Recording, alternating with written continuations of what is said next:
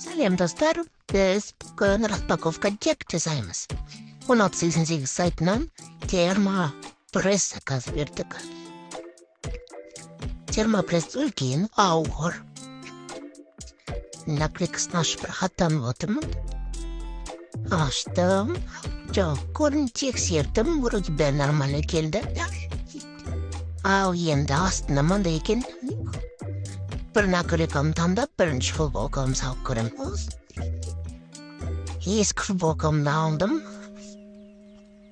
Koydum, енді birinci tükti var.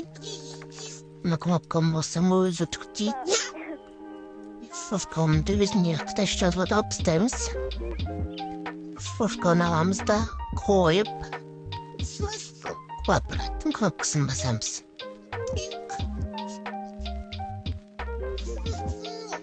Кысып,